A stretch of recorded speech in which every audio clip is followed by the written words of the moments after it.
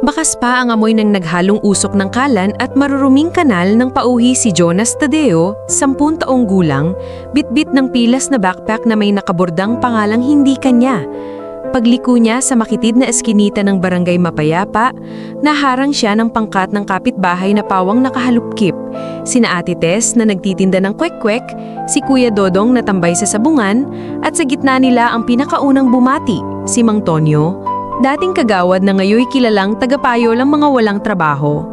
"Huwag kang hahakbang pa, Jonas," singhal ng matanda. Itinuturo ang basang swelas ng sapatos ng bata.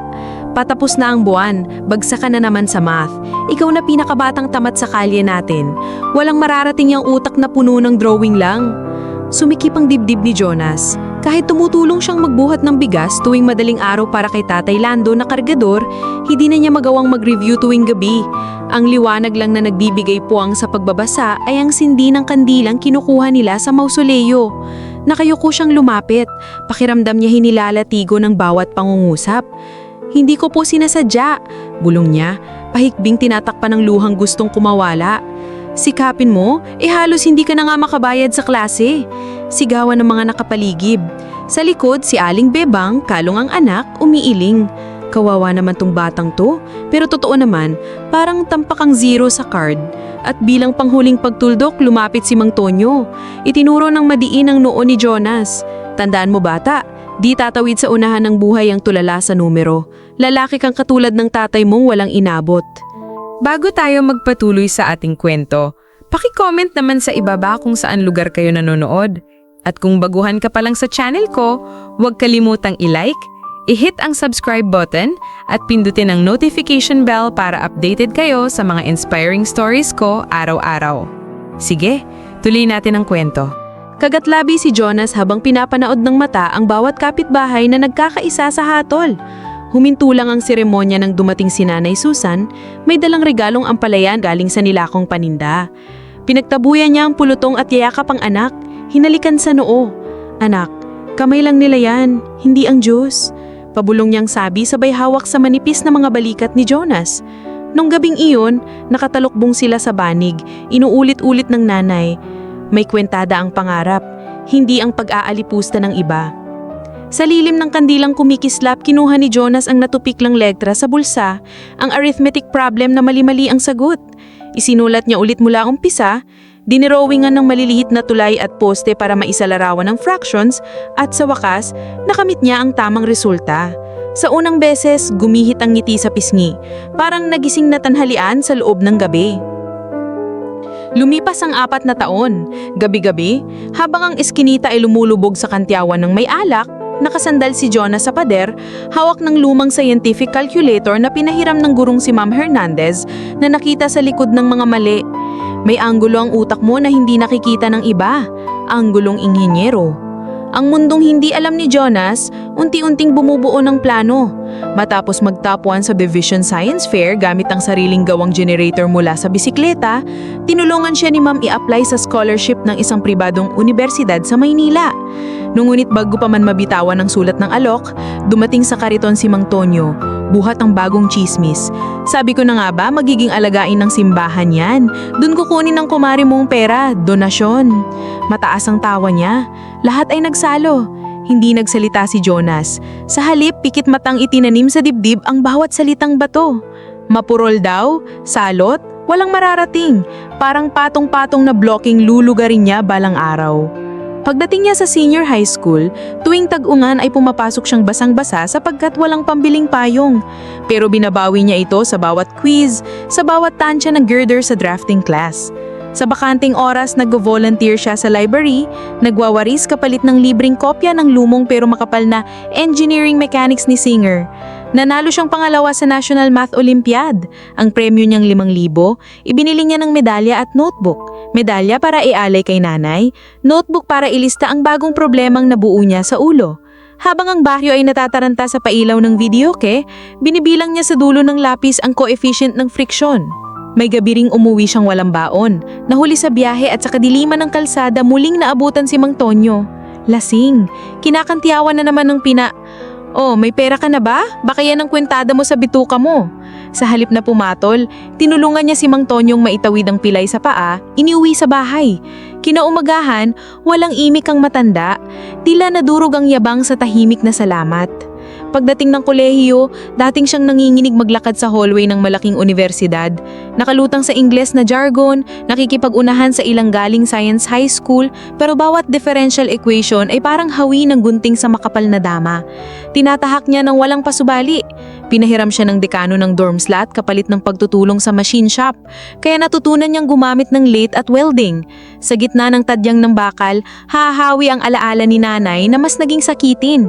Araw-araw niyang tinatawagan gamit ang libreng load ng scholarship, pinapadalhan ng lecture notes na may puso sa sulok.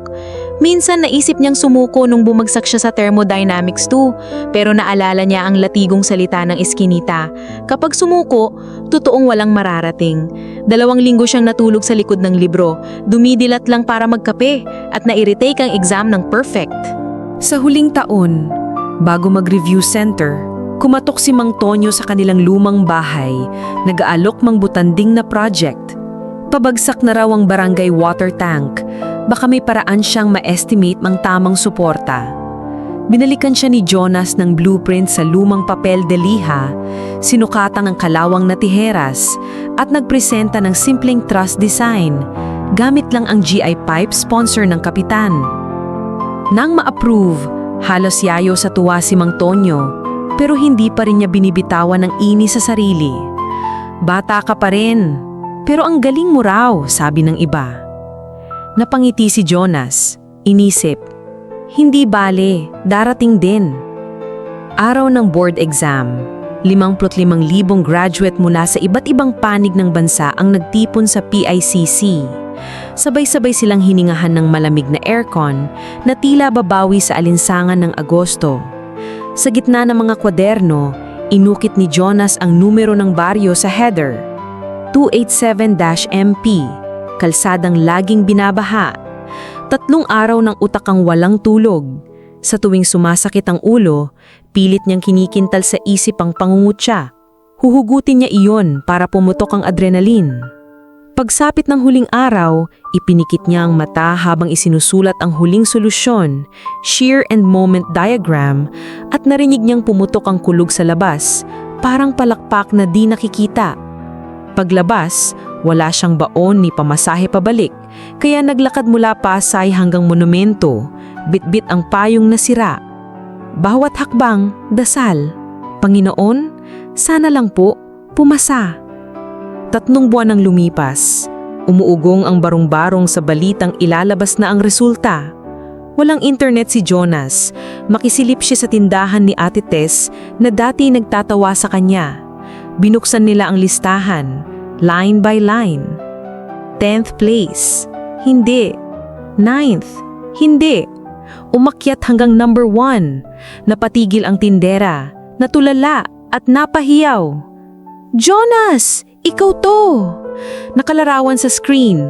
Top 1, Jonas R. Tadeo, Mapayapa National High, University of Progress, 94.60. Parang nabingi si Jonas, nanlambot.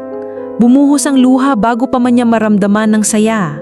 Sumabog ang palakpak ng mga batang naglalaro ng holin, si Ate Tess napakadyot sa saya. At kahit si Kuya Dodong na mahilig mang asar, nag-thumbs up. Ilang minuto pa dumating si Mang Tonyo. Hingal, nakabaluktot ang katawan, dala ang lumang jeep na tambutso'y butas. Jonas! Singhal niya. Hawak ang pahayagan, namumugto ang mata. Pasensya ka na anak, mali ako.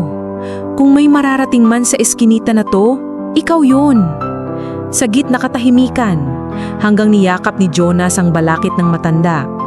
Nay, inyakarain na tayo! Sigaw niyang pabulong sa isip. Pagkaraan ng linggo, ginanap ang parangal sa munisipyo. Dumalo ang mismong gobernador at dekano. Sa entablo, may tarp na proud son of Barangay Mapayapa. Tinawag nilang magpahayag si Jonas. Nakabarong siyang hiram, kamay nanginginig sa mikropono. Sabi po ng ilan, walang mararating ang batang galing sa putas at kunang sa baon. Pero natutunan ko pong hindi kailangang maging perpekto para mangarap. Kailangan lang marunong mag-compute ng tiyaga at pasensya. Kinuusap niya ang mga kabataang nakaupo sa likod. Kung pinagtatawanan kayo, i-chalk nyo sa pisara bilang formula para humataw. Pagkababa, nilapitan siya ni Mang Tonyo. May dalang sobre ng maliit na ipon. Hinawi pa nila ito. Tanggapin mo, pang start up. Ngumiti si Jonas, ibinalik ang sobre. Tay, gawin natin yung pambili ng libro sa barangay library para sa susunod na mga ngarap. Kinagabihan, tumambay sina Jonas at nanay sa dating kanto, sumandal sa poste. Dala ni Jonas ang liham ng multinational engineering firm. Tanggap na bilang junior structural analyst, may libreng pabahay para sa pamilya. Ipinikit niya ang mata, inalala ang unang latay ng salita ni Mang Tonyo. Sa isip niya, hinugis niya ang ekwasyon. Sakit plus gabing puyat plus kandilang ningas ay equals to line na tatawirin ng kariton ng tagumpay. Sa malayong dulo ng iskinita, may mga batang naglalaro at isa sa kanila ay halos kaedad niya noon, hawak ang lumang calculator. Lumapit siya. Tinapik ang balakid. Kailangan mo ng papel? Tuturuan kita. Lumambot ang himpapawid at sa tahimik na pag-usad ng hangin, nagpatuloy ang kwento ng batang minsang sinabing walang mararating. Ngayon ay tulay para sa iba. Poste ng liwanag na ipinatayo ng sariling pawis at numero na sinabayan ng dasal. At dito nagtatapos ang ating kwento. Nagustuhan niyo ba ang ating kwento? Anong aral ang inyong napulot? Huwag niyong kalimutang mag-like at mag-subscribe sa channel ko dahil ang suporta niyo ay ang inspirasyon ko. Kita-kits bukas ng umaga para sa bago nating kwento.